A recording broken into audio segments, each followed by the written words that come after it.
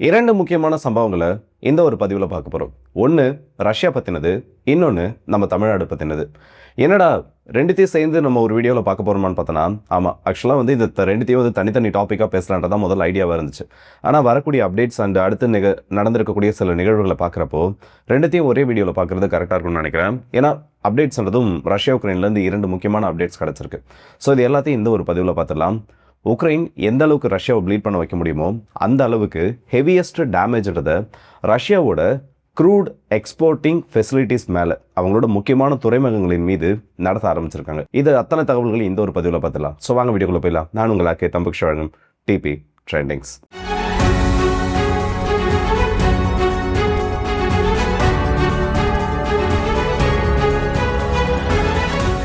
முதல்ல ரஷ்யா உக்ரைனில் என்ன பிரச்சனை? 2022 சண்டை நடந்துட்டு இருக்கு. தினமும் பார்த்தீங்கன்னா இவங்க வந்து ட்ரோன்ஸ் லான்ச் பண்ணுறது, அவங்க வந்து திரும்ப பதிலுக்கு ட்ரோன்ஸ் லான்ச் பண்ணுறதுன்னு டெய்லி இது வந்து ஒரு கேட் அண்ட் மவுஸ் கேம் மாதிரி தான் போயிட்டுருக்கு. யாருக்குமே வந்து தெளிவான நாங்கள் இதை தான் பண்ணிட்டோம், நாங்கள் இதை பண்ண போகிறோம்னு சொல்லக்கூடிய அளவுக்கு இந்த யுத்தத்தில் இப்போ வரைக்கும் ஒரு தெளிவு கிடைக்கல. இப்போ ரீசெண்டாக உக்ரைன் என்ன பண்ணியிருக்காங்கன்னா, ரஷ்யாவோட பிரிமோஸ் துறைமுகம், பால்டிக் கடல் பகுதியில் இருக்கிற ரஷ்யாவோட ரொம்ப பெரிய ஒரு துறைமுகம், ரஷ்யா எக்ஸ்போர்ட் பண்ணக்கூடிய ஆயிலில் கணிசமான அளவு இந்த இடத்துல இருந்து தான், இந்த ஒரு துறைமுகத்தில் இருந்து தான் மற்ற நாடுகளுக்கு ஏற்றுமதி பண்ணப்பட்டு இருக்கு. ஒரே நேரத்தில் பார்த்தோன்னா 30 கப்பல்களுக்கும் அதிகமாக பெரிய கார்கோ மற்றும் எண்ணெய் கப்பல்களை ஹேண்டில் பண்ணக்கூடிய அளவுக்கு ரஷ்யாவோட ரொம்ப முக்கியமான ஒரு துறைமுகமாக இது இருந்துட்டு இருக்கு. அந்த துறைமுகத்தின் மீது நேற்று உக்ரைன் தாக்குதல் நடத்திருக்காங்க. இப்படி தாக்குதல் நடத்துறதுல ரஷ்யாவோட ஷேடோ ஃபைட்டை சார்ந்த 3 கப்பல்கள் அழிக்கப்பட்டதாகவும், ரஷ்யாவோட முக்கியமான கராக்ரூத் வகையை சார்ந்த ஒரு கோவர்ட் கப்பல் அழிக்கப்பட்டதாகவும், மேலும் ஒரு பேட்ரோல் கப்பல் அழிக்கப்பட்டதாகவும் உக்ரைனோட அதிபர் விளாடிமிர் ஜெலன்ஸ்கி அவர்கள் ஒரு பதிவை இந்த இடத்துல போட்டிருக்காரு. கடல்ல மிதந்து வரக்கூடிய அந்த ட்ரோன்ஸும் இந்த ஒரு தாக்குதலில் பயன்படுத்தப்பட்டிருக்கு. உண்மையிலே ரஷ்யாவுக்கு எதிரான ரொம்ப பெரிய ஒரு தாக்குதலாக இது பதிவாயிருக்கு. நாசாவோட செயற்கைக்கோள்கள், வளிமண்டலத்துக்கு மேலே பறந்துட்டு இருக்கக்கூடிய அந்த நாசாவோட செயற்கைக்கோள்கள் படம் பிடிக்கக்கூடிய அளவுக்கு இந்த இடத்துல ஏற்பட்ட தீ விபத்து, அதில் ஏற்பட்ட வெப்ப அலைகள் உருவாகி இருக்கு. இந்த துறைமுகத்தில் ஏற்பட்ட இவ்வளோ பெரிய ஒரு தீ விபத்து இல்லை, அதுக்கப்புறமா ஏற்பட்ட அந்த வெடிப்பு சத்தமானது 20 கிலோமீட்டர் 25 கிலோமீட்டர் தள்ளி இருக்கக்கூடிய பகுதிகளிலும் அதோட சத்தமானது உணரப்பட்டிருக்கு. ஸோ ரொம்ப பெரிய அளவில் இந்த இடத்துல உக்ரைனோட ட்ரோன் ஸ்ட்ரைக் ரஷ்யாவுக்கு இழப்புகளை கொடுத்துருக்கு. அப்புறம் என்னப்பா, ரஷ்யா வந்து இந்த ஒரு போர்ட்டில் மட்டுமே இதோட 3வது முறையாக அடி வாங்கிட்டாங்க. இதுக்கு பதில் எதுவும் ரஷ்யா நல்லா கொடுக்கப்படலையா, இல்லை என்னதான் இவங்க பிளான் பண்ணிட்டு இருக்காங்கன்னு பார்த்தோன்னா, இந்த ஒரு ஸ்ட்ரைக்குக்கு பதில் தாக்குதல் ரஷ்யா நல்லா பண்ணப்பட்டிருக்கு. இந்த முறை என்ன பண்ணியிருக்காங்கன்னா, 6 இஸ்கேந்தர் ஏவுகணைகளை நிப்ரோ பகுதியில் வீசியிருக்காங்க. அது மட்டும் இல்லாமல் 2 KH-69 வகையான க்ரூஸ் ஏவுகணைகள் இந்த இடத்துல வீசப்பட்டிருக்கு. இதில் ஒரு இஸ்கேந்தர் ஏவுகணை, ஒரு KH-69 ஏவுகணை உக்ரைனால் சுட்டு வீழ்த்தப்பட்டதாக கிளைம் வந்திருக்கு. ஒன்று எலக்ட்ரானிக் ஜாமிங் மூலயமா அதோட திசையானது மாற்றப்பட்டு நதிக்கரையில் விழுந்திருக்கு. இன்னொரு இஸ்கேந்தர் ஏவுகணை சுட்டு வீழ்த்தப்பட்டதாக சொல்லியிருக்காங்க. இதில் நம்ம கவனிக்க வேண்டிய ஒரு விஷயம் என்னன்னா, ஒரு பல்கலைக்கழகத்தை ரஷ்யா தாக்கிட்டதா உக்ரைன் ரொம்ப பெரிய ஒரு குற்றச்சாட்டை வச்சிருக்காங்க. அது சம்பந்தப்பட்ட புகைப்படங்கள் வந்து இந்த இடத்துல வெளியிடப்பட்டிருக்கு. பல்கலைக்கழகத்தின் மீது தாக்குதல் நடத்தப்பட்டது மிகப்பெரிய ஒரு தவறு, அது கண்டனத்திற்குள்ளாக வேண்டிய ஒரு விஷயம். ஆனால் உக்ரைனோட இந்த கிளைம்ல இருக்கக்கூடிய ரொம்ப பெரிய ஒரு பொருந்தாத செய்தி என்னன்னா, பல்கலைக்கழகத்தின் மீது ரஷ்யானால நடத்தப்பட்ட தாக்குதல் மிகப்பெரிய அளவு தீ விபத்து அந்த இடத்துல ஏற்படுத்திருக்கு. ஒரு பில்டிங் மேல நீங்க அட்டாக் பண்றீங்கன்னா, அந்த மிசைலோட ஃபிராக்மெண்ட்ஸ் இல்ல அந்த மிசைல்ல இருக்கக்கூடிய வார்ஹெட் இல்ல அதோட ஃபியூவல் இது மட்டும் தான் எரியும். பக்கத்துல ஏதோ ஃப்ளேமபிள் மெட்டீரியல் இருந்தா அது எரியும். ஆனா இந்த யூனிவர்சிட்டியில ரஷ்யா நடத்தின தாக்குதல்ல மிகப்பெரிய அளவு ஃபியூவல் எரிய ஆரம்பிச்சிருக்கு. அந்த மிசைலோட ஃபியூவல் கிடையாது, அந்த பல்கலைக்கழகத்தோட வளாகத்தில் பெரிய பெரிய அளவு டேங்க்ஸில் ஃபியூவல்ஸை ஸ்டோர் பண்ணி வச்சுருக்காங்க. அண்ட் அந்த ஃபியூவல்ஸை டிரான்ஸ்போர்ட் பண்ணுறதுக்கு ராணுவத்தோட ட்ரக்ஸ், ராணுவத்தோட ஆர்ம்டு பர்சனல் கேரியர்ஸ் அந்த வளாகத்துக்குள்ளே நிறுத்தி வைக்கப்பட்டிருந்திருக்கு. இதுக்கு மிகப்பெரிய பாதிப்பு ஏற்படுறது மட்டும் இல்லாமல் மொத்தமாக 29 வாகனங்கள் வரைக்கும் இந்த ஒரு மிசைல் ஸ்ட்ரைக்கில் டேமேஜ் ஆகிருக்கலாம்னு சொல்கிறாங்க. இதோட கேஷுவல் டிஸ்கவுண்ட் கண்டிப்பாக அதிகபட்சமாக இருக்கலாம். இப்போ வரைக்கும் பார்த்தோன்னா 10 நபர்கள் அந்த இடத்துல இறந்துருக்காங்க. இன்னும் மற்ற பகுதிகளில் இந்த மிசைல் ஸ்ட்ரைக் நடந்த மற்ற பகுதிகளில் எவ்வளோ பொதுமக்கள் இறந்துருக்காங்கன்ற செய்தி வெளியில் வரல. ஸோ உக்ரைனுக்கு சிங்கிள் டேல மிசைல் ஸ்ட்ரைக் மூலமா ஏற்பட்ட இழப்புகள்ல இது ரொம்ப பெரிய ஒரு இழப்பை ஏற்படுத்தின ஒரு சம்பவமா மாறி இருக்குன்னு சொல்லலாம்.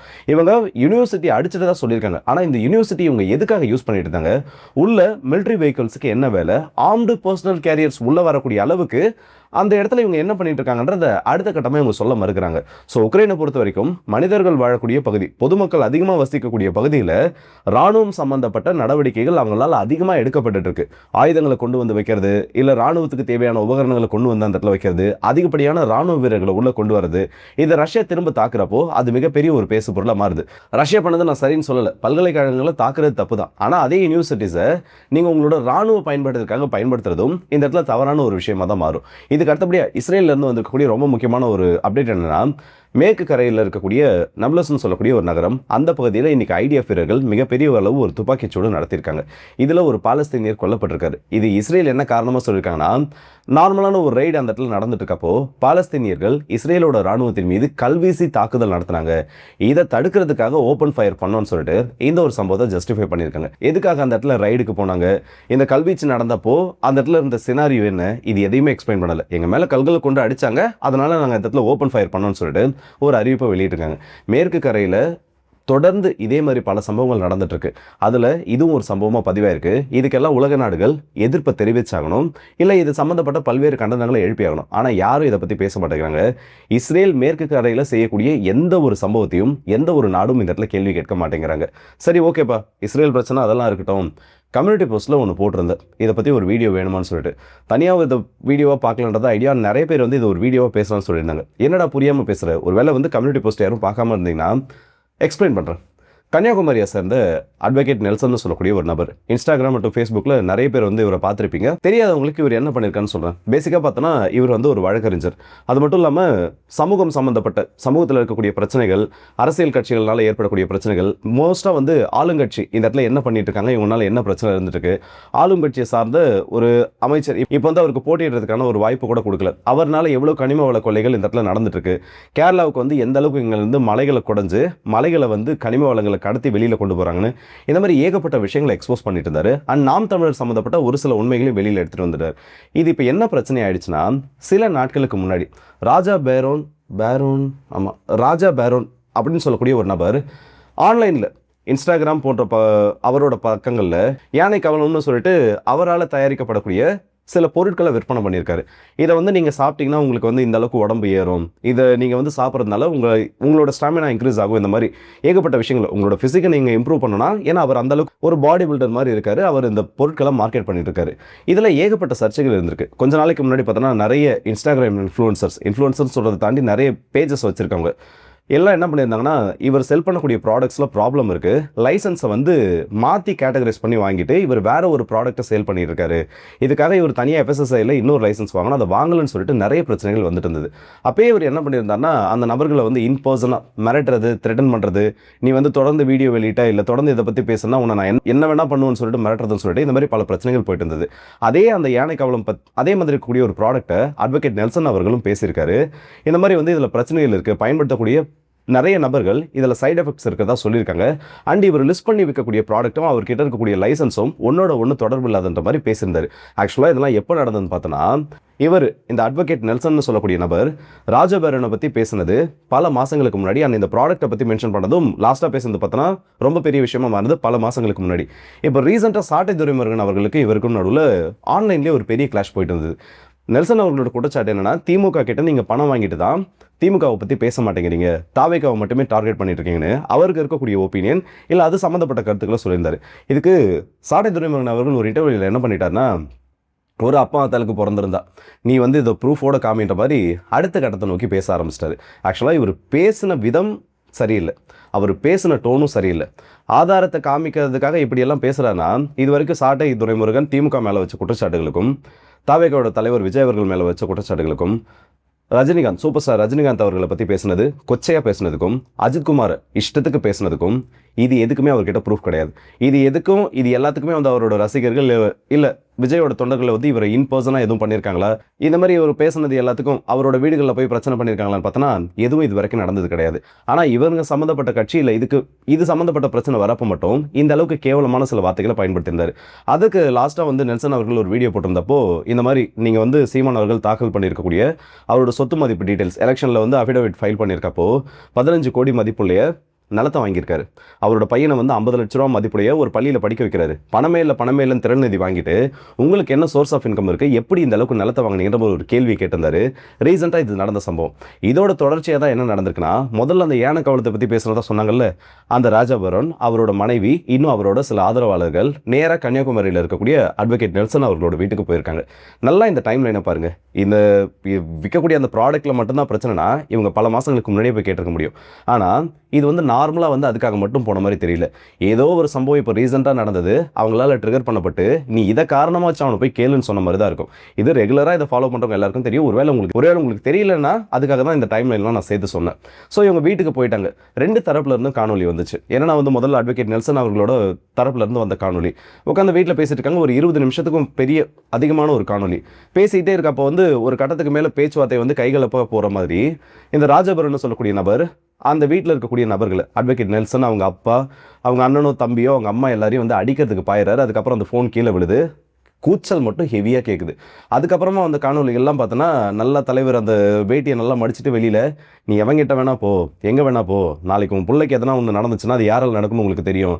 டேரெக்டாக வந்து மிரட்டுறாரு, உன்னை நான் கொன்னுடுவேன், இதெல்லாம் பண்ணுவேன், உன் குடும்பத்தில் நான் என்ன வேணா யாரை வேணா பண்ணுவேன், நீ எவங்கிட்ட வேணா போய் சொல்லு, எந்த போலீஸ்காரங்கிட்ட வேணா போய் சொல்லுன்னு சொல்லிட்டு லிட்ரலி மிரட்டுறாரு. இதெல்லாம் பதிவாயிருந்தது. அடுத்தது பார்த்தோன்னா அவங்க எடுத்துகிட்டு வந்த பேக்லேருந்து ஒரு அரிவாள் எடுத்துகிட்டு போகிறாங்க. பேச்சுவார்த்தை நடத்த வந்த இடத்துல எதுக்கு இந்த அரிவா, எதுக்கு நீங்கள் வந்து ஆயுதங்களோட வரணும், இந்த மாதிரி ஏகப்பட்ட கேள்விகள் வந்திருந்தது.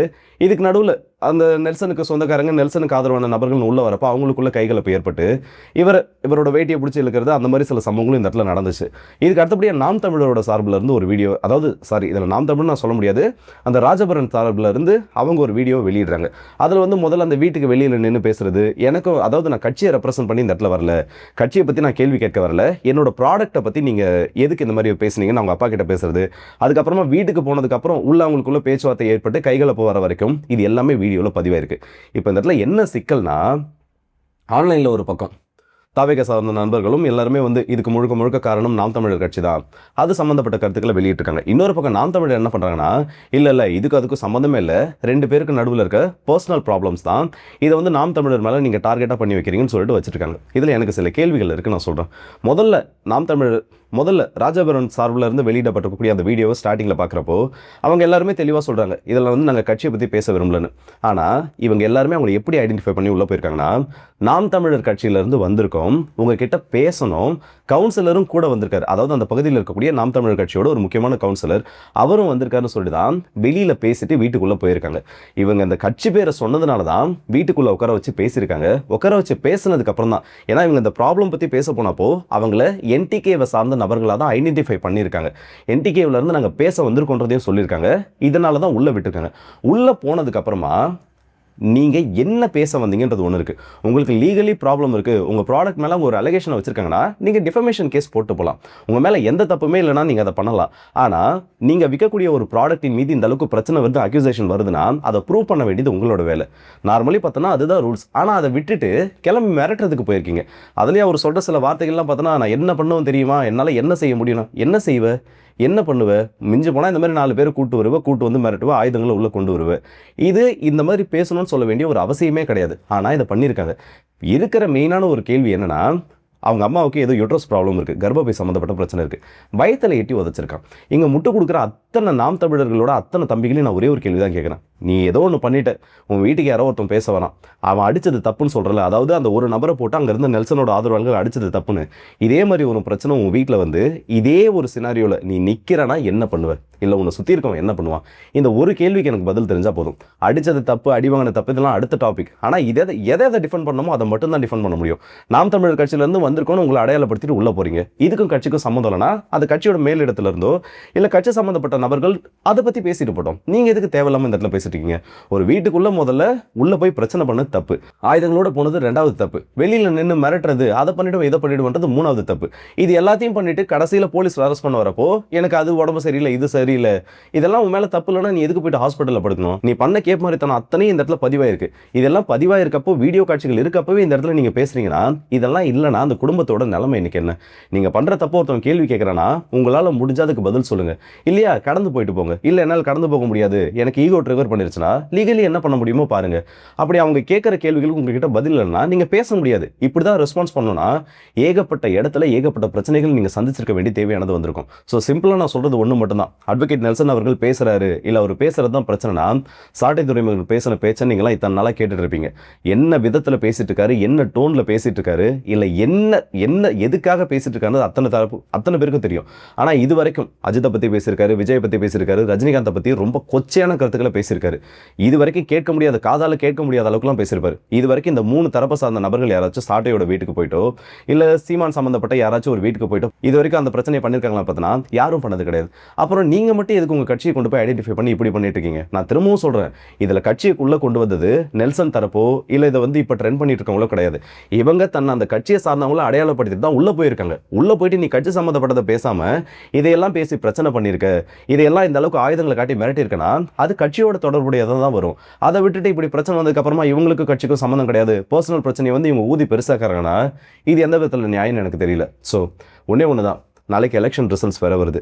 நீங்கள் எந்த பார்ட்டியை சப்போர்ட் பண்ணியிருந்தாலும் சரி, இல்லை யாருக்கு வந்து ஃபேவராக நீங்கள் இருந்தாலும் சரி, தோல்வியோ வெற்றியோ கண்டிப்பாக ஏதாச்சும் ஒரு தரப்பு ஜெயிச்சதுன்னா அவங்களுக்கு அது எதிராக செயல்பட்டவங்க, இல்லை மேலிடத்துலேருந்து அது சம்மந்தப்பட்ட பிரச்சனை எதுவும் வரலனாலும் லோக்கல்ஸில் கண்டிப்பாக பிரச்சனை வரும். ஏன்னா ஒரு பார்ட்டியை ஒருத்தவங்களால விட்டு கொடுக்க முடியாது. டிஃபெண்ட் பண்ணுற பேரில் அது அடிதடி அந்த மாதிரி ஏகப்பட்ட சிக்கல் அதில் உருவாகிறதுக்கு வாய்ப்பு இருக்குது. ஓட் போட்டிங்க, போலிங் நடந்துச்சு, எலெக்ஷன் ரிசல்ட் வந்துச்சுன்னா நீங்கள் சம்மந்தப்பட்ட கட்சி ஜெயிச்சிருச்சுன்னா அமைதியாக இருங்க, இல்லை தோத்துருச்சுன்னா அடுத்த எலெக்ஷன்ஸில் பார்த்துக்கலாம்னு சொல்லிட்டு அதுக்கப்புறம் உங்களோட வேலையை பார்க்க ஆரம்பிங்க. இதுக்கு நடுவில் சண்டை போடுறது இல்லை மற்றவங்களோட போயிட்டு பிரச்சனை பண்ணுறதுன்னு எதுவுமே தேவையில்லை. இது எல்லாமே பர்சனல் ப்ராப்ளம்ஸ் தான் கிரியேட் பண்ணும். ஸோ இந்த வீடியோ பற்றி உங்களோட கருத்துக்களை மறக்காம கமெண்ட் செக்ஷனில் சொல்லுங்கள். அட்வொகேட் நெல்சன் பேசின தப்பாக இருந்தால் இவங்க லீகலி அதுக்கான ஆக்ஷன் தான் எடுத்துக்கணும். வீட்டுக்கு போயிட்டு மிரட்டுறது இல்லை வீட்டுக்கு போயிட்டு இந்த மாதிரி பிரச்சனை பண்ணுறதுன்றது ஏற்றுக்க முடியாத ஒரு விஷயம். ஸோ இதை பற்றி உங்களோட கருத்துக்கள் என்னது மறக்காம கமெண்ட்ஸ் சொல்லுங்கள். அடுத்த வீடியோஸ் இப்போ மாதிரி விடுபடுது உங்கள் ஆர்கே.